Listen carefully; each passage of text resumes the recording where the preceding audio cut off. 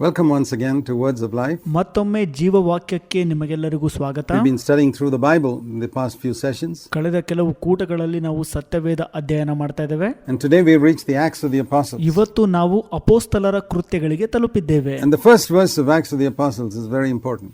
ಮೊದಲ ವಚನ ಅಪೊಸ್ತಲರ ಕೃತ್ಯಗಳಲ್ಲಿ ಬಹಳ ಪ್ರಮುಖವಾದದ್ದಾಗಿದೆ. Just like the last verse is also very ಕೊನೆಯ important. ವಚನಗಳು ಹೇಗೆ ಪ್ರಮುಖವಾದದ್ದವೋ ಇದು ಹಾಗೆ ಪ್ರಮುಖವಾದದ್ದು. This is written by Luke. ಇದು ಲೂಕನಿಂದ ಬರೆಯಲ್ಪಟ್ಟದ್ದಾಗಿದೆ. And Luke was very careful about finding exact details and then only writing. ಲೂಕನು ಬಹಳ ಜಾಗರೂಕನಾಗಿದ್ದನು. ಎಲ್ಲಾ ಮಾಹಿತಿಗಳು ಸರಿಯಾಗಿ ದೊರಕಿದ ನಂತರವೇ ಬರೆಯಲು And he ಪ್ರಾರಂಭಿಸಿದನು. tells Theophilus, the first account which I composed was all about Jesus, what Jesus began to do. and ಆತನು teach. ತೆಯೋಫಿಲನಿಗೆ ಈ ರೀತಿ ಹೇಳುತ್ತಾನೆ, ನಾನು ಮೊದಲು ಬರೆದ ಚರಿತ್ರೆಯಲ್ಲಿ ಯೇಸು ಮಾಡುವುದಕ್ಕೂ ಉಪದೇಶಿಸುವುದಕ್ಕೂ ಪ್ರಾರಂಭಿಸಿದ್ದೆಲ್ಲವನ್ನು Now, ಹೇಳಿದನು ಅಂತ. so how shall we describe the Gospel of Luke? ಲೂಕನು ಬರೆದ ಸುವಾರ್ತೆಯನ್ನು ನಾವು ಹೇಗೆ ವಿವರಿಸಬಹುದಾಗಿದೆ? Exactly like Luke described it here. ಲೂಕನು ಇಲ್ಲಿ ವಿವರಿಸಿದ ಹಾಗೆ What Jesus began to do, ಯೇಸು ಏನನ್ನು ಮಾಡಲು ಪ್ರಾರಂಭಿಸಿದರಲ್ಲ, understand that clearly. ಅದನ್ನು ಸ್ಪಷ್ಟವಾಗಿ ಅರ್ಥ ಮಾಡ್ಕೊಳ್ಳಿ. What Jesus began to do and to teach. ಯೇಸು ಏನನ್ನು ಮಾಡಲು ಮತ್ತು ಉಪದೇಶಿಸಲು ಪ್ರಾರಂಭಿಸಿದರಲ್ಲ, ಅದು I need to say that again for you to grasp it. ನೀವು ಅದನ್ನು ಗ್ರಹಿಸ್ಕೋಬೇಕು ಅಂತ ಮತ್ತೊಮ್ಮೆ ಹೇಳ್ತಾನೆ. The Gospel is a description of what Jesus began to do and then to teach. ಯೇಸು ಏನನ್ನು ಮಾಡಲು ಪ್ರಾರಂಭಿಸಿ ಆಮೇಲೆ ಉಪದೇಶಿಸಿದರಲ್ಲ, ಸುವಾರ್ತೆಯು ಅದನ್ನು So what did ವಿವರಿಸುತ್ತದೆ. Jesus teach? ಯೇಸು ಉಪದೇಶ ಮಾಡಿದ್ದೇನು? What he had done. ಯೇಸು ಮಾಡಿದ್ದನ್ನೇ ಉಪದೇಶ ಮಾಡಿದ್ದು. That is what I was trying to ಅದನ್ನೇ stress. ನಾನು ಒತ್ತಿ ಹೇಳಲು ಪ್ರಯತ್ನಿಸ್ತಾ He ಇರೋದು. never taught what he had not done. ತಾನು ಏನನ್ನು ಮಾಡಿಲ್ಲಲ್ಲ ಅದನ್ನು ಉಪದೇಶಿಸಲಿಲ್ಲ. He did not first teach and then do. ಯೇಸು ಮೊದಲು ಉಪದೇಶಿಸಿ ನಂತರ ಮಾಡಲಿಲ್ಲ. No, that itself would be good. ಇಲ್ಲ, ಅದು ಕೂಡ ಒಳ್ಳೆಯದೇ. Most people just teach and don't do. ಅನೇಕರು ಉಪದೇಶ ಮಾಡ್ತಾರೆ ಆದರೆ ಮಾಡೋದಿಲ್ಲ. But Jesus first did and then taught. ಆದರೆ ಯೇಸು ಮೊದಲು ಮಾಡಿದ್ರು ನಂತರ ಉಪದೇಶ ಮಾಡಿದರು. And if the gospel is what Jesus began to do and teach, ಹಾಗಾಗಿ ಸುವಾರ್ತೆಯು ಯೇಸು ಮೊದಲು ಮಾಡಿ ನಂತರ ಉಪದೇಶ ಮಾಡಲು ಪ್ರಾರಂಭಿಸಿದ್ದಾಗಿದೆ. then what is the Acts of the Apostles? ಅಪೊಸ್ತಲರ ಕೃತ್ಯಗಳು ಏನಾಗದ್ರೆ? What do you understand from that first sentence? ಮೊದಲ ವಚನದಿಂದ ನೀವೇನ್ ಅರ್ಥ ಮಾಡ್ಕೊಂಡ್ರಿ? I understand that the Acts of the Apostles is what Jesus continued to do and teach. ಅಪೊಸ್ತಲರ ಕೃತ್ಯ ಏನಪ್ಪಾ ಅಂದರೆ ಯೇಸು ಮಾಡುತ್ತಾ ಮುಂದುವರಿಸಿದ್ದನ್ನ ಆಮೇಲೆ First in ಉಪದೇಶಿಸಿದ್ದಾಗಿದೆ. Luke through his physical body, ಮೊದಲು ಲೂಕನು ಬರೆದ ಸುವಾರ್ತೆಯಲ್ಲಿ ಆತನ ಶಾರೀರಿಕ ದೇಹದ ಮುಖಾಂತರ, and in this book through his spiritual body. ಈ ಪುಸ್ತಕದಲ್ಲಿ ಆತನ ಆತ್ಮಿಕ ದೇಹದ ಮುಖಾಂತರ. So strictly speaking, ಕಟ್ಟುನಿಟ್ಟಾಗಿ ಹೇಳೋದಾದ್ರೆ we could say the Acts of the Apostles are the acts of Jesus Christ. ನಾವು ಹೇಳಬಹುದು ಅಪೊಸ್ತಲರ ಕೃತ್ಯಗಳು ಯೇಸು ಮಾಡಿದಂತ ಕಾರ್ಯಗಳಾಗಿವೆ ಅಂತ.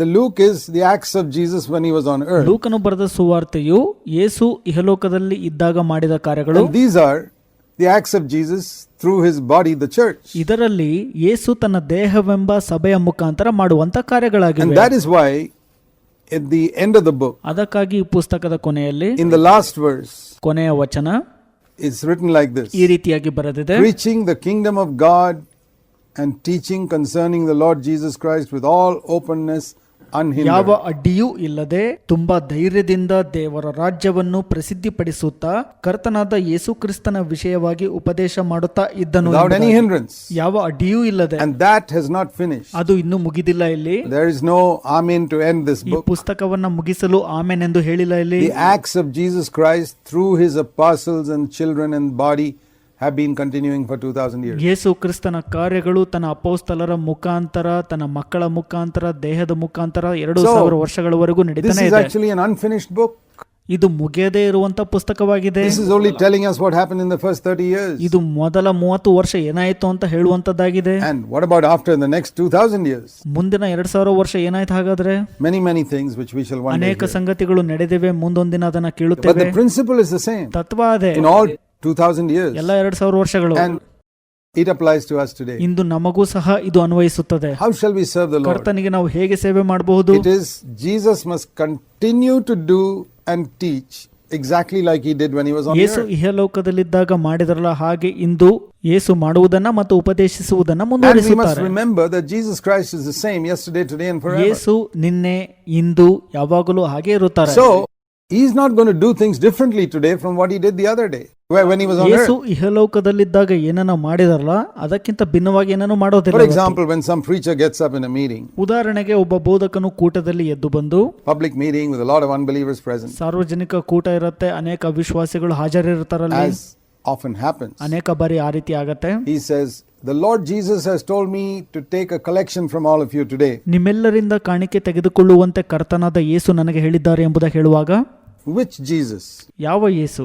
The same Jesus who never took a collection when he was on earth? ಇಹಲೋಕದಲ್ಲಿದ್ದಾಗ ಕಾಣಿಕೆಯನ್ನೇ ತೆಗೆದುಕೊಳ್ಳದಂತ ಯೇಸುನ? Has he gone up to heaven and says, no, I've changed my mind now I think I should take a Yesu collection? ಪರಲೋಕಕ್ಕೆ ಹೋದ ಮೇಲೆ ಈ ರೀತಿ ಹೇಳ್ತಾರ, ನನ್ನ ಮನಸ್ಸನ್ನು ಬದಲಿಸಿಕೊಂಡಿದ್ದೇನೆ, ಕಾಣಿಕೆಯನ್ನು That means I made a ತೆಗೆದುಕೊಳ್ಳಬೇಕಂತ. mistake. When I was on earth, I should have taken a collection from everybody. ನಾನು ತಪ್ಪನ್ನ ಮಾಡಿದೆ, ಇಹಲೋಕದಲ್ಲಿದ್ದಾಗ ಎಲ್ಲರಿಂದ ಕಾಣಿಕೆಯನ್ನು ತೆಗೆದುಕೊಳ್ಳಬಹುದಾಗಿತ್ತು ಅಂತ ಯೇಸು ಹೇಳ್ತಾರ? Has Jesus changed or is he the same? ಯೇಸು ಬದಲಾಗಿದ್ದಾರಾ ಅಥವಾ ಹಾಗೆ ಇದ್ದಾರಾ? Or is it more likely that this is another Jesus who has told him to do ಅಥವಾ that? ಯೇಸುವಿನಂತೆ ಕಾಣುವಂತ ಮತ್ತೊಬ್ಬ ಯೇಸು ಈ ರೀತಿ ಮಾಡುವಂತ Who is this ಹೇಳಿದ್ದಾರಾ? other Jesus? ಮತ್ತೊಬ್ಬ ಯೇಸು ಯಾರು?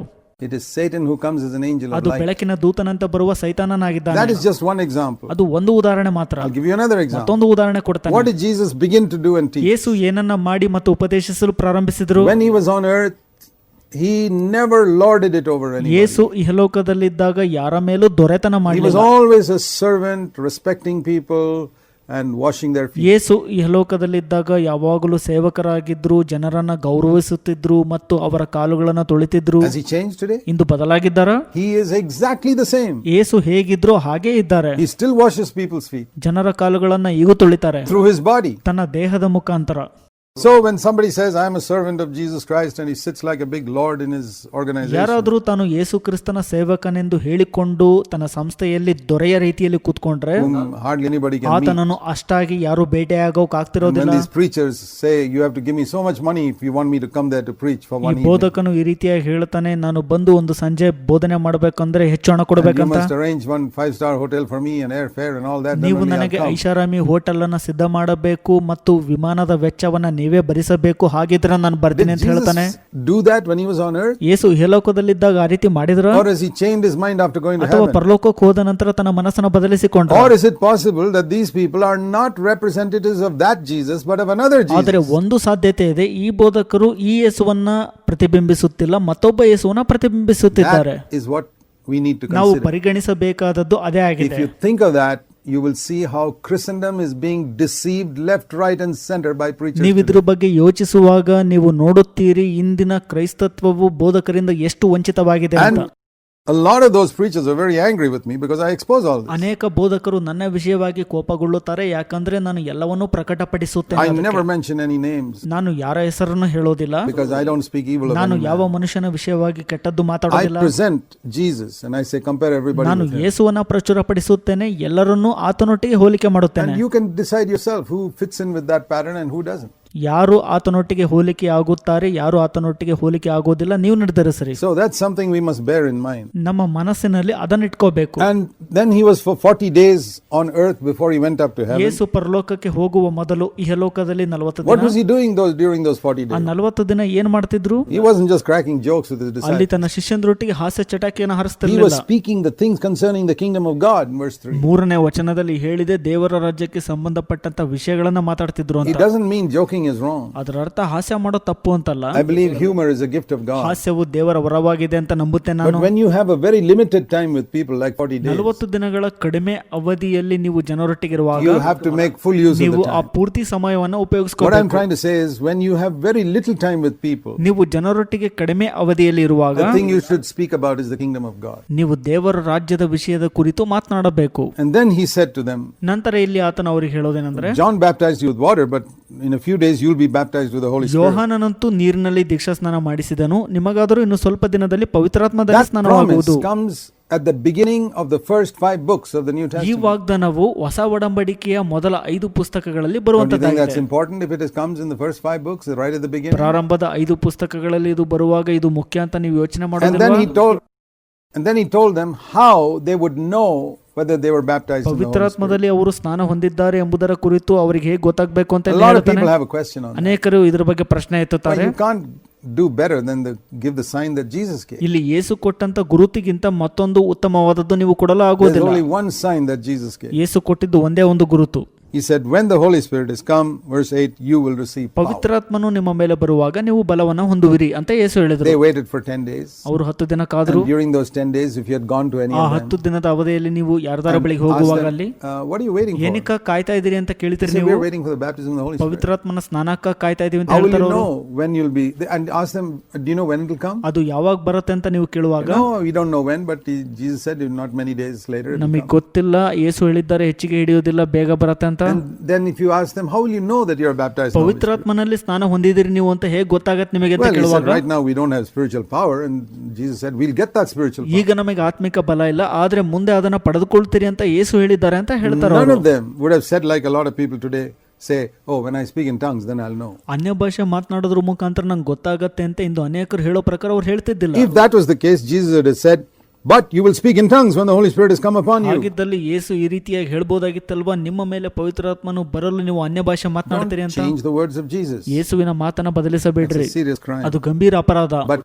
ಆದರೆ millions of Christians have done that. ಅನೇಕ ಕ್ರೈಸ್ತರ ಆ ರೀತಿಯ ಮಾಡಿದ್ದಾರೆ. Even though there's not a single teaching like that anywhere in the epistles or in the teaching of Jesus. ಪತ್ರಿಕೆಗಳಲ್ಲಿ ಮತ್ತು ಯೇಸುವಿನ ಬೋಧನೆಗಳಲ್ಲಿ ಈ ರೀತಿಯ ಒಂದೇ ಒಂದು ಬೋಧನೆ ಇಲ್ಲದಿದ್ದರೂ And ಸಹ we see also in the life of Jesus himself. ಯೇಸುವಿನ ಜೀವಿತದಲ್ಲೇ ಕೂಡ ನಾವು ನೋಡ್ತೇವೆ. Acts 10:38. ಅಪೊಸ್ತಲರ ಕೃತ್ಯಗಳು When 10:38. Jesus himself was anointed with the Holy Spirit. ಯೇಸು ಸ್ವತಃ ತಾವೇ ಪವಿತ್ರಾತ್ಮನಿಂದ ಅಭಿಷೇಕಿಸಲ್ಪಟ್ಟರು. Peter says, ಪೇತ್ರ ಹೇಳ್ತಾನೆ, what Jesus got was not tongues but power. ಯೇಸು ಪಡೆದುಕೊಂಡಿದ್ದು ಅನ್ಯ ಭಾಷೆಯಲ್ಲ, ಬಲ. Jesus never spoke in tongues, ಯೇಸು ಅನ್ಯ ಭಾಷೆ ಮಾತನಾಡಿಲ್ಲ, but he had power. ಆದ್ರೆ ಬಲ ಇತ್ತು ಯೇಸುವಿಗೆ. The same power which he told his apostles, you'll also get. ಯೇಸು ಅಪೊಸ್ತಲರಿಗೆ ನೀವು ಅದೇ ಬಲವನ್ನು ಹೊಂದಿಕೊಳ್ಳುತ್ತೀರಿ ಅಂತ ಹೇಳಿದ್ರು. And then he said, with that power you'll be my witnesses everywhere on the ಆ face of the earth. ಬಲದೊಂದಿಗೆ ನೀವು ಭೂಲೋಕದ ಕಟ್ಟ ಕಡೆಯವರೆಗೂ ಸಾಕ್ಷಿಗಳಾಗಿರುವಿರಿ ಅಂತ First ಯೇಸು starting in ಹೇಳಿದ್ರು. your own home, Jerusalem. ಮೊದಲು ಯೆರೂಸಲೇಮಿನಲ್ಲಿ, Then in bigger circles, Judea, ನಂತರ ದೊಡ್ಡ ವೃತ್ತ ಯೂದಾಯ, Samaria, ಸಮರ್ಯ and to the ends of the earth. ಮತ್ತು ಭೂಲೋಕದ ಕಟ್ಟ That's how the ಕಡೆಯವರೆಗೂ. gospel has gone in all these years. ಸುವಾರ್ತೆಯು ಈ ರೀತಿಯಾಗಿ ಈ ಎಲ್ಲಾ ವರ್ಷಗಳಲ್ಲಿ ಹಾದು They ಹೋಗಿದೆ. took it seriously, those apostles. ಅಪೊಸ್ತಲರು ಇದನ್ನು ಬಹಳ ಗಂಭೀರವಾಗಿ ತೆಗೆದುಕೊಂಡರು. And then we read in verse 15, 15ನೇ ವಚನದಲ್ಲಿ ನಾವು there ಓದ್ತೇವೆ, were about 120 people waiting for the outpouring of the ಸುಮಾರು Holy Spirit. 120 ಮಂದಿ ಪವಿತ್ರಾತ್ಮನ ಸುರಿಯಲ್ಪಡುವಿಕೆಗೆ Now we read in ಕಾಯ್ತಿದ್ರು 1 ಅಂತ. Corinthians 15 that 500 people saw Jesus after his 1 ಕೊರಿಂಥ resurrection. 15ರಲ್ಲಿ ನಾವು ಓದ್ತೇವೆ, ಸುಮಾರು 500 ಜನ ಯೇಸುವಿನ ಪುನರುತ್ಥಾನದ ನಂತರ They were all ನೋಡಿದ್ರು ಅಂತ. believers. ಅವರೆಲ್ಲ Because ವಿಶ್ವಾಸಿಗಳು. Jesus never appeared to an unbeliever after his Yesu resurrection. ಪುನರುತ್ಥಾನದ ನಂತರ ಅವಿಶ್ವಾಸಿಗಳ ಕಣಿಗೆ ಕಾಣಿಸಿಕೊಳ್ಳಲಿಲ್ಲ. 500 people knew that Jesus had told them to wait for the coming of the Holy Spirit. ಪವಿತ್ರಾತ್ಮನ ಬರುವಿಕೆಗಾಗಿ ಕಾಯಿರಿ ಅಂತ ಯೇಸು ಹೇಳಿದ್ದು ಆ 500 ಮಂದಿಗೆ How many ಗೊತ್ತಿತ್ತು. people knew? ಎಷ್ಟು ಜನರಿಗೆ ಗೊತ್ತಿತ್ತು? How many people were invited? ಎಷ್ಟು ಜನ ಆಹ್ವಾನಿಸಲ್ಪಟ್ಟಿದ್ರು? 500. 500 ಜನ. How many people came? ಎಷ್ಟು ಜನ ಬಂದ್ರು? 120. 120 ಜನ. Those 120 received. ಆ 120 ಮಂದಿ I ಸ್ವೀಕರಿಸಿಕೊಂಡರು. don't know what happened to the other 380. ಮಿಕ್ಕ 380 ಮಂದಿಗೆ ಏನಾಯ್ತು ಅಂತ ನಂಗೆ ಗೊತ್ತಿಲ್ಲ. It's the same today. ಇವತ್ತು ಕೂಡ ಅಷ್ಟೇ. The invitation is for everybody, come and be filled with the Holy Spirit. ಎಲ್ಲರಿಗೂ ಆಹ್ವಾನ ಇದೆ, ಪವಿತ್ರಾತ್ಮನಿಂದ ತುಂಬಿಸಲ್ಪಡ್ರಿ ಬಂದು So ಅಂತ. many people believe in the resurrected Jesus. ಯೇಸುವಿನ ಪುನರುತ್ಥಾನದಲ್ಲಿ ಅನೇಕರು ನಂಬಿಕೆ ಇಡ್ತಾರೆ, ಆದರೆ Only few will wait on him for that ಕೆಲವು power. ಮಂದಿ ಮಾತ್ರ ಬಲಕ್ಕಾಗಿ ಆತನಲ್ಲಿ ಕಾದು Then we ಕುಳಿತಿರುತ್ತಾರೆ. read in Acts chapter 2 verse 3 and 4 that they started speaking in tongues when the Holy Spirit came upon them. ಅಪೊಸ್ತಲರ ಕೃತ್ಯಗಳು 2ನೇ ಅಧ್ಯಾಯ 3 ಮತ್ತು 4ನೇ ವಚನದಲ್ಲಿ ಓದ್ತೇವೆ, ಪವಿತ್ರಾತ್ಮನ ಅವರ ಮೇಲೆ ಬಂದಾಗ ಅವರು ಬೇರೆ ಬೇರೆ It is ಭಾಷೆಗಳನ್ನ from this ಮಾತನಾಡಿದ್ರು ಅಂತ. verse that many people have got this doctrine that if you are filled with the Holy Spirit you speak in ಅನೇಕರು tongues. ಈ ವಚನದಿಂದ ಸಿದ್ಧಾಂತವನ್ನು ಪಡೆದುಕೊಂಡು ಈ ರೀತಿಯಾಗಿ ಹೇಳುತ್ತಾರೆ, ಪವಿತ್ರಾತ್ಮನಿಂದ ತುಂಬಿಸಲ್ಪಟ್ಟಾಗ ಅನ್ಯ ಭಾಷೆ But ಮಾತನಾಡ್ತೀರಿ remember, ಅಂತ. the Acts of the Apostles is not teaching doctrine. It's a history book. ನೆನಪಿಡ್ರಿ, ಅಪೊಸ್ತಲರ ಕೃತ್ಯಗಳು ಸಿದ್ಧಾಂತವನ್ನು ಬೋಧಿಸ್ತಿಲ್ಲ, ಇದು ಒಂದು ಇತಿಹಾಸದ ಪುಸ್ತಕ. It's just telling you the good things and the bad things that ಒಳ್ಳೆ happen. ಸಂಗತಿ ಮತ್ತು ಕೆಟ್ಟ ಸಂಗತಿ ಆಗಿರುವಂತದನ್ನ ಹೇಳುತ್ತದೆ ಅಷ್ಟೇ. Not ಅದು teaching a doctrine. ಸಿದ್ಧಾಂತ ಬೋಧಿಸುತ್ತಿಲ್ಲ. For example, ಉದಾಹರಣೆಗೆ in Acts chapter 2, ಅಪೊಸ್ತಲರ ಕೃತ್ಯಗಳು 2ನೇ ಅಧ್ಯಾಯ it also says, ಈ ರೀತಿಯಾಗಿ ಹೇಳುತ್ತೆ, just like it says here, they all, verse 4, were spoken ಇಲ್ಲಿ tongues. ಹೇಳುತ್ತದೆ ಅವರೆಲ್ಲರೂ ಬೇರೆ ಬೇರೆ ಭಾಷೆಗಳಿಂದ ಮಾತನಾಡಿದ್ರು How ಅಂತ. many? ಎಷ್ಟು ಜನ? All. ಅವರೆಲ್ಲರೂ. It also says in verse 44, 44-45ನೇ ವಚನ ಕೂಡ ಹೇಳುತ್ತೆ, all of them had everything in common. ಅವರೆಲ್ಲರೂ ಎಲ್ಲದರಲ್ಲಿಯೂ ಒಂದಾಗಿದ್ದರು ಅಂತ. And they all began to sell their property. ಅವರು ತಮ್ಮ ಆಸ್ತಿ ಸ್ವತ್ತುಗಳನ್ನೆಲ್ಲ And ಮಾರಿದ್ರು. you see the hypocrisy of these people who will take verse 4 but not verse 44 ಜನರ and 45. ಕಪಟಿತನ ನೋಡ್ರಿ, ಅವರು 4ನೇ ವಚನ ತೆಗೆದುಕೊಳ್ತಾರೆ, ಅದರ 44-45ನೇ ವಚನ Where ತೆಗೆದುಕೊಳ್ಳೋದಿಲ್ಲ. have you seen people say being filled with the Holy Spirit leads you to sell all your property and share everything with other ನೀವು believers? ಪವಿತ್ರಾತ್ಮನಿಂದ ತುಂಬಿಸಲ್ಪಟ್ಟಾಗ ನಿಮ್ಮ ಸ್ವತ್ತನ್ನೆಲ್ಲ ಮಾರಿ ಸಹ ವಿಶ್ವಾಸಿಗಳೊಟ್ಟಿಗೆ ಹಂಚಿಕೊಳ್ತೀರಿ ಅಂತ ಹೇಳಿದಂತ ಜನರನ್ನ ಎಲ್ಲಿ ನೋಡಿದ್ದೀರಿ? That is also in Acts ಅದು 2. ಅಪೊಸ್ತಲರ ಕೃತ್ಯಗಳು 2ನೇ There you ಅಧ್ಯಾಯದಲ್ಲಿ see ಇದೆ. the utter hypocrisy of these deceivers who tell you that Acts 2:4 is the only mark of being filled with the ಅಪೊಸ್ತಲರ Holy Spirit. ಕೃತ್ಯಗಳು 2:4 ಹೇಳಿರುವಂತದ್ದು ಮಾತ್ರ ಪವಿತ್ರಾತ್ಮನ ತುಂಬಿಸಲ್ಪಡುವುದರ ಗುರುತು ಅಂತ ಹೇಳಿದ ವಂಚಕರ ಕಪಟಿತನವನ್ನ You ನೀವು got to ನೋಡ್ತೀರಿ. take both verses ನೀವು together. ಎರಡೂ ವಚನವನ್ನು ಒಟ್ಟಾಗಿ But ತೆಗೆದುಕೊಳ್ಳಬೇಕಾಗುತ್ತದೆ. I'm not saying ನಾನು either, ಇವೆರಡರಲ್ಲಿ ಯಾವುದನ್ನು because I don't ಅನುಸರಿಸಲು believe ಹೇಳ್ತಾ you ಇಲ್ಲ. can get doctrine out of the Acts of the ನೀವು Apostles. ಅಪೊಸ್ತಲರ ಕೃತ್ಯಗಳಿಂದ ಸಿದ್ಧಾಂತಗಳನ್ನು ಪಡೆಯಲು If ಸಾಧ್ಯವಿಲ್ಲ ಅಂತ ನನ್ನ Jesus ನಂಬಿಕೆಯಾಗಿದೆ. wanted none of his believers to own children to own property, it would have been written somewhere in the ತನ್ನನ್ನು epistles. ನಂಬಿದಂತ ವಿಶ್ವಾಸಿಗಳು ಆಸ್ತಿಯನ್ನ ಮಾಡಬಾರದು ಅಂತ ಯೇಸು ತೀರ್ಮಾನಿಸಿದ್ದರೆ ಅದು ಯಾವುದೋ ಒಂದು ಪತ್ರಿಕೆಯಲ್ಲಿ But if you get it from ಬರೆಯಲ್ಪಡುತ್ತಿತ್ತು. the Acts of the Apostles, ಒಂದು ವೇಳೆ ನೀವು ಅಪೊಸ್ತಲರ ಕೃತ್ಯಗಳಿಂದ then it says they ತೆಗೆದುಕೊಳ್ಳೋದಾದ್ರೆ all began to sell their ಇಲ್ಲಿ property. ಹೇಳುತ್ತೆ ಅವರೆಲ್ಲರೂ ತಮ್ಮ ಆಸ್ತಿಯನ್ನ ಮಾರಲು Then we ಪ್ರಾರಂಭಿಸಿದರು have to ಅಂತ. say that any believer who owns property today is living in disobedience to ಆಗ God. ನಾವು ಈ ರೀತಿಯಾಗಿ ಹೇಳಬೇಕಾಗತ್ತೆ, ಇಂದು ಯಾವುದೇ ವಿಶ್ವಾಸಿಯು ಆಸ್ತಿಯನ್ನ ಗಳಿಸಿಕೊಳ್ಳೋದಾದ್ರೆ ಆತನು ದೇವರಿಗೆ And ಅವಿಧೇಯನಾಗಿ ಜೀವಿಸುತ್ತಿದ್ದಾನೆ ಅಂತ. he's not filled with the Holy Spirit. ಪವಿತ್ರಾತ್ಮನಿಂದ ಆತನು ತುಂಬಿಸಲ್ಪಟ್ಟಿಲ್ಲ ಅಂತ You say, ಹೇಳಬೇಕಾಗತ್ತೆ. where do you say that? I say Acts 2:45. ನಾನು ಎಲ್ಲಿಂದ ಹೇಳ್ತೇನೆ ಅದನ್ನ? ಅಪೊಸ್ತಲರ ಕೃತ್ಯಗಳು 2:45 ಹೇಳ್ತಾನೆ. So it's very dangerous to take our doctrine from the Acts of the Apostles. ಅಪೊಸ್ತಲರ ಕೃತ್ಯಗಳಿಂದ ನಮ್ಮ ಸಿದ್ಧಾಂತವನ್ನ ತೆಗೆದುಕೊಳ್ಳುವಂತದ್ದು ಬಹಳಷ್ಟು ಅಪಾಯಕಾರಿ. You can teach from the Acts of the Apostles that all believers should shave their ಆಗ heads. ನೀವು ಎಲ್ಲಾ ವಿಶ್ವಾಸಿಗಳು ತಮ್ಮ ತಲೆಯನ್ನು ಬೋಳಿಸಿಕೊಳ್ಳಬೇಕು ಅಂತ ಅಪೊಸ್ತಲರ ಕೃತ್ಯಗಳಿಂದ ಬೋಧನೆ Because you read ಮಾಡಬೇಕಾಗುತ್ತೆ. in Acts of the Apostles that Paul went and shaved his head in chapter 21 onwards. ಅಪೊಸ್ತಲರ ಕೃತ್ಯಗಳು 21ನೇ ಅಧ್ಯಾಯದಿಂದ ನೀವು ಓದೋದಾದ್ರೆ ಅಲ್ಲಿ ಪೌಲನು ತನ್ನ ತಲೆಯನ್ನು ಬೋಳಿಸಿಕೊಂಡನು What ಅಂತ doctrine ಹೇಳುತ್ತೆ. do you get from that? ಆದ್ರಿಂದ ಏನ್ ಸಿದ್ಧಾಂತ ಪಡ್ಕೊಳ್ತೀರಿ ನೀವು? You read that in Acts 21:26. ಅಪೊಸ್ತಲರ ಕೃತ್ಯಗಳು 21-26 And then you ಓದಿರಿ. read also the doctrine that all believers should be ಮತ್ತು circumcised. ಎಲ್ಲಾ ವಿಶ್ವಾಸಿಗಳು ಸುನ್ನತಿಯನ್ನ ಮಾಡಿಸ್ಕೋಬೇಕು ಅನ್ನುವಂತ ಸಿದ್ಧಾಂತ Because ಓದ್ತೀರಿ. it says in Acts 16:3, Paul circumcised Timothy. ಅಪೊಸ್ತಲರ ಕೃತ್ಯಗಳು 16:3 ಓದ್ತೀರಿ ನೀವು, ಪೌಲನು ತಿಮೋತಿಯನಿಗೆ ಸುನ್ನತಿ ಮಾಡಿದನು ಅಂತ. Then even more dangerous doctrines. ಇನ್ನು ಹಲವು ಅಪಾಯಕಾರಿ ಸಿದ್ಧಾಂತಗಳನ್ನ ನಾವು ನೋಡಬಹುದಾಗಿದೆ. All believers must shout at judges, Acts 23. ಎಲ್ಲಾ ವಿಶ್ವಾಸಿಗಳು ನ್ಯಾಯಾಧಿಪತಿಗಳ ಮೇಲೆ ಕೂಗಾಡಿದರು ಎಂಬುದಾಗಿ ಅಪೊಸ್ತಲರ ಕೃತ್ಯಗಳು 23ನೇ What all ಅಧ್ಯಾಯದಲ್ಲಿದೆ. strange doctrines you get if you take Acts of the Apostles as your doctrinal ನೀವು guide. ಅಪೊಸ್ತಲರ ಕೃತ್ಯಗಳನ್ನ ಸೈದ್ಧಾಂತಿಕ ಮಾರ್ಗದರ್ಶಿ ಎಂಬುದಾಗಿ ನೋಡೋದಾದ್ರೆ ಎಂತಹ ಭಯಾನಕ ಸಿದ್ಧಾಂತಗಳನ್ನ Paul ತೆಗೆದುಕೊಳ್ತೀರಿ. shouted at the judge there. ಪೌಲನು ಇಲ್ಲಿ ನ್ಯಾಯಾಧಿಪತಿಯ ಮೇಲೆ ಕೂಗಾಡಿದನು. So remember, Acts of the Apostles is not a book of doctrine. ನೆನಪಿಡ್ರಿ, ಅಪೊಸ್ತಲರ ಕೃತ್ಯಗಳು ಸಿದ್ಧಾಂತಗಳ ಪುಸ್ತಕವಲ್ಲ. You can learn many things from ಇಲ್ಲಿಂದ it. ಅನೇಕ ಸಂಗತಿ ಕಲಿಯಬಹುದು. But don't get a doctrine in Acts of the Apostles which is not found in the ಆದರೆ epistles. ಪತ್ರಿಕೆಗಳಲ್ಲಿ ಕಂಡು ಬರದಂತ ಸಿದ್ಧಾಂತಗಳನ್ನ ಅಪೊಸ್ತಲರ ಕೃತ್ಯಗಳಲ್ಲಿ In the ತಗೋಬೇಡ್ರಿ. epistles you read, do all speak with tongues. ಪತ್ರಿಕೆಗಳಲ್ಲಿ ನೀವು ಓದ್ತೀರಿ ಎಲ್ಲರೂ ಅನ್ಯ ಭಾಷೆ ಮಾತನಾಡಬಹುದು ಅಂತ. Concerning property, ಆಸ್ತಿಗೆ ಸಂಬಂಧಪಟ್ಟಂತೆ in the epistles you read in 1 Timothy 6, tell those who are rich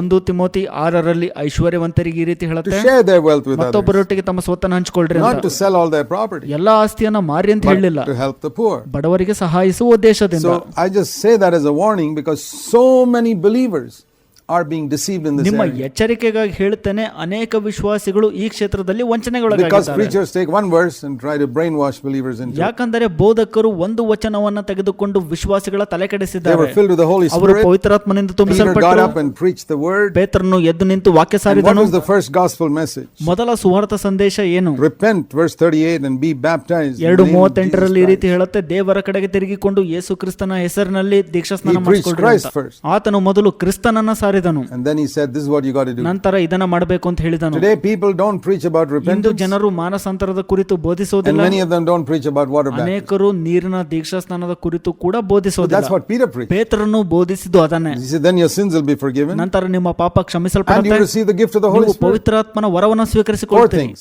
4 ಸಂಗತಿ: Repent, ಮನಸಾಂತರ Be ಪಡ್ರಿ, water baptized, ನೀರಿನ ದೀಕ್ಷಾಸ್ನಾನ you'll get ಮಾಡಿಸ್ಕೊಳ್ರಿ, forgiveness of ಪಾಪ sins, ಕ್ಷಮಾಪಣೆ and ಸಿಗುತ್ತೆ, you'll get the gift of the Holy Spirit. ಪವಿತ್ರಾತ್ಮನ ವರ Out ಸಿಗುತ್ತೆ. of these 4 things, 4 what do ಸಂಗತಿಗಳಲ್ಲಿ you hear in today's ಇಂದಿನ preaching? ಬೋಧನೆಗಳಲ್ಲಿ ಯಾವ್ದು ಕೇಳ್ತೀರಿ? Only number 3. ಕೇವಲ 3ನೇದು ಮಾತ್ರ. Your sins will be ನಿಮ್ಮ forgiven. ಪಾಪ ಕ್ಷಮಿಸಲ್ಪಡತ್ತೆ No ಅನ್ನುವಂಥದ್ದು. repentance, no ಮನಸಾಂತರ water ಇಲ್ಲ, baptism, ನೀರಿನ no ದೀಕ್ಷಾಸ್ನಾನ ಇಲ್ಲ, baptism in the Holy Spirit. ಪವಿತ್ರಾತ್ಮನಲ್ಲಿನ ಸ್ನಾನ Have ಇಲ್ಲ. you ever heard in an evangelistic meeting people preaching on repentance? ಸುವಾರ್ತಿಕತೆಯ ಕೂಟಗಳಲ್ಲಿ ಬೋಧಕರು ಮಾನಸಾಂತರದ ಕುರಿತು ಮಾತನಾಡಿದ್ದನ್ನ ಕೇಳಿದ್ದೀರಾ? Have you ever heard in any gospel meeting people preaching about water baptism ಸುವಾರ್ತಿಕತೆಯ ಕೂಟಗಳಲ್ಲಿ ನೀರಿನ ದೀಕ್ಷಾಸ್ನಾನದ ಕುರಿತು ಮಾತನಾಡಿದ್ದನ್ನ or about ಕೇಳಿದ್ದೀರಾ? baptism in the Holy Spirit? ಪವಿತ್ರಾತ್ಮನಲ್ಲಿನ ಸ್ನಾನದ ಕುರಿತು ಕೇಳಿದ್ದೀರಾ? Christianity has drifted far away from the gospel of the apostles. ಅಪೊಸ್ತಲರ ಸುವಾರ್ತೆಯಿಂದ ಕ್ರೈಸ್ತತ್ವವು ಬಹಳ ದೂರ ತಿರುಗಿಕೊಂಡಿದೆ. Acts chapter 3 we read Peter and John worked together going to the temple. ಅಪೊಸ್ತಲರ ಕೃತ್ಯಗಳು 3ನೇ ಅಧ್ಯಾಯದಲ್ಲಿ ಓದ್ತೇವೆ, ಯೋಹಾನ ಮತ್ತು ಪೇತ್ರರು ಒಟ್ಟಾಗಿ ಕೆಲಸ ಮಾಡಿದರು ಮತ್ತು ದೇವಾಲಯಕ್ಕೆ ಹೋದರು This is ಅಂತ. something Jesus could not accomplish in 3.5 years. ಯೇಸು 3.5 ವರ್ಷದಲ್ಲಿ ಇದನ್ನ ಮಾಡ್ಲಿಕ್ಕೆ ಆಗಿರಲಿಲ್ಲ. They were all arguing who is to be the leader. ಅವರು ಯಾರು ನಾಯಕರಾಗಬೇಕು ಅಂತ ವಾಗ್ವಾದ ಮಾಡ್ತಿದ್ರು.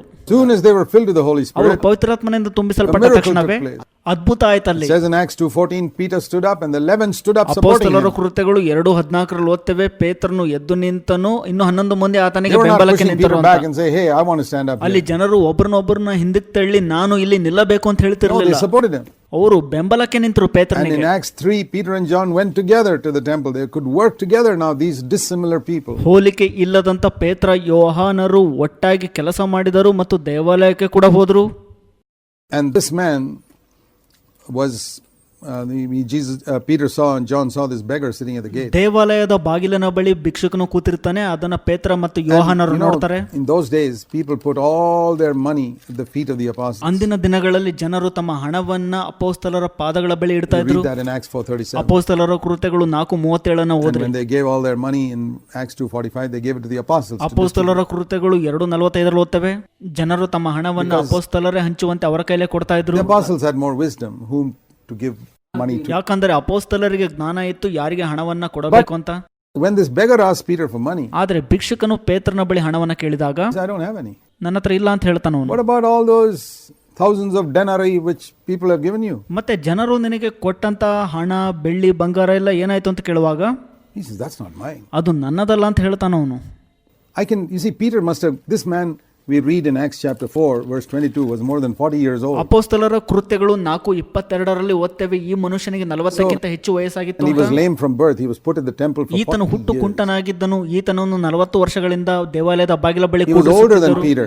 ಈತನು ಪೇತ್ರನಿಗಿಂತ ಹಿರಿಯನಾಗಿದ್ದನು. Peter as a young boy coming to the temple would have seen this man. ಪೇತ್ರನು ಯೌವನಸ್ಥನಾಗಿದ್ದನು. ದೇವಾಲಯದ ಬಳಿಗೆ ಬಂದಾಗ ಈ ಮನುಷ್ಯನನ್ನ And as ನೋಡಿದನು. a 25-year-old fisherman, 25 ವಯಸ್ಸಿನ ಮೀನುಗಾರನಾಗಿದ್ದನು. when Peter came to the temple, ಪೇತ್ರನು ದೇವಾಲಯಕ್ಕೆ ಬಂದಾಗ he saw this ಈ man. ಮನುಷ್ಯನನ್ನ ನೋಡ್ತಾನೆ. This man would have ಈ begged for ಮನುಷ್ಯನು money. ಹಣಕ್ಕಾಗಿ ಭಿಕ್ಷೆ And Peter would ಬೇಡಬಹುದು. have given him money because Peter was earning money as a fisherman. ಪೇತ್ರನು ಹಣ ಕೊಡಬಹುದಾಗಿತ್ತು, ಯಾಕೆಂದ್ರೆ ಮೀನುಗಾರಿಕೆಯಿಂದ ಹಣವನ್ನ ಗಳಿಸುತ್ತಿದ್ದನು. And this man would have seen Peter many ಈ times. ಮನುಷ್ಯನು ಪೇತ್ರನನ್ನ ಹಲವು ಬಾರಿ And ನೋಡಿರಬಹುದು. now he asks for money.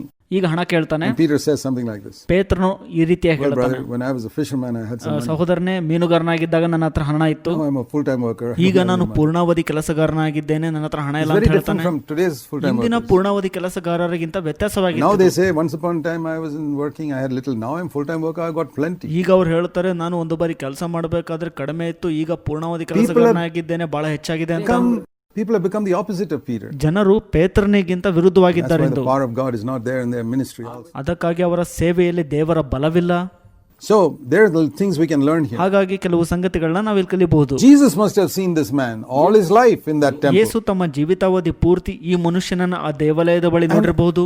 That chap must have asked for Jesus for money. ಆ ಭಿಕ್ಷುಕನು ಯೇಸುವಿನ ಬಳಿ ಹಣ And ಕೇಳಿರಬಹುದು. Jesus would also have given him money ಯೇಸು ಕೂಡ ಹಣ ಕೊಟ್ಟಿರಬಹುದು ಆತನಿಗೆ, and never healed ಆದ್ರೆ him. ಆತನನ್ನ ಸ್ವಸ್ಥ Why ಮಾಡಿರಲಿಲ್ಲ. didn't Jesus heal him? ಯಾಕೆ ಯೇಸು ಆತನನ್ನ ಸ್ವಸ್ಥಪಡಿಸಲಿಲ್ಲ? Because Jesus never healed anybody where the Father didn't prompt him to heal. ಯಾಕಂದರೆ ತಂದೆಯು ಅನುಮತಿಸಿದ ಹೊರತು ಯೇಸು ಯಾರನ್ನೂ Have you ಸ್ವಸ್ಥಪಡಿಸಲಿಲ್ಲ. ever thought, supposing Jesus had not listened to the Father and healed this man 1 year ಒಂದು earlier, ವೇಳೆ ಯೇಸು ತಂದೆಯ ಮಾತನ್ನ ಕೇಳಿಸಿಕೊಳ್ಳದೆ ಈತನನ್ನ 1 ವರ್ಷ ಮೊದಲೇ what would ಸ್ವಸ್ಥಪಡಿಸಿದ್ರೆ have happened? ಏನಾಗ್ತಿತ್ತು ಗೊತ್ತಾ? he would have got healed ಅವನು ಆಗಲೇ ಸ್ವಸ್ಥನಾಗಿರುತ್ತಿದ್ದನು then, ಮೊದಲೇ. and now that he wouldn't be sitting ಈಗ here. ಈತನ ಇಲ್ಲಿ ಕೂಡ್ತಿರ್ಲಿಲ್ಲ. And Acts 4:4, the 5,000 people who became believers through this man's healing would not have got saved. ಆಗ ಅಪೊಸ್ತಲರ ಕೃತ್ಯಗಳು 4:4 ಈತನ ಸ್ವಸ್ಥತೆಯಿಂದ 5,000 ಮಂದಿ ವಿಶ್ವಾಸಿಗಳಾಗಿ You ರಕ್ಷಣೆ see how you ಹೊಂದುತ್ತಿರಲಿಲ್ಲ. can hinder God's work by healing at the wrong ಆಗ time. ತಪ್ಪಾದ ಸಮಯದಲ್ಲಿ ಸ್ವಸ್ಥತೆಯನ್ನ ಮಾಡಿ ದೇವರ ಕಾರ್ಯಕ್ಕೆ ಅಡ್ಡಿ ಉಂಟಾಗ್ತಿತ್ತಲ್ವಾ? Jesus never did it. ಯೇಸು ಆ ರೀತಿ ಮಾಡ್ಲಿಲ್ಲ. See, Jesus did not go around healing people. He went around doing the will of the Father. ಯೇಸು ಸುಮ್ಮನೆ ಸ್ವಸ್ಥತೆಯನ್ನ ಮಾಡ್ಕೊಂತ ಹೋಗ್ತಿರ್ಲಿಲ್ಲ, ದೇವರ ಚಿತ್ತವನ್ನ ಯೇಸು He ಮಾಡಿದ್ರು. never did anything without listening. ಕೇಳಿಸಿಕೊಳ್ಳದೆ ಏನನ್ನೂ ಯೇಸು ಮಾಡುತ್ತಿರಲಿಲ್ಲ. Lot of believers bring confusion into God's work by doing things without listening to God. ಅನೇಕ ವಿಶ್ವಾಸಿಗಳು ದೇವರಿಂದ ಸರಿಯಾಗಿ ಕೇಳಿಸಿಕೊಳ್ಳದೆ ದೇವರ ಕಾರ್ಯದಲ್ಲಿ ಗೊಂದಲವನ್ನ So ತರುವವರಾಗಿದ್ದಾರೆ. that's what we learn from ಈ this lesson. ಪಾಠದಿಂದ ಕಲಿಯುವಂತದ್ದು ನಾವು And ಅದೇ. when Peter preached this sermon, ಪೇತ್ರನು ಪ್ರಸಂಗವನ್ನ ಮಾಡಿದಾಗ, even though they locked them up in jail, it says in Acts 4:3, ಅಪೊಸ್ತಲರ ಕೃತ್ಯಗಳು 4:3 ಹೇಳುತ್ತೆ ಆತನನ್ನ ಸೆರೆಮನೆಗೆ ಹಾಕಿದ್ರು ಅಂತ.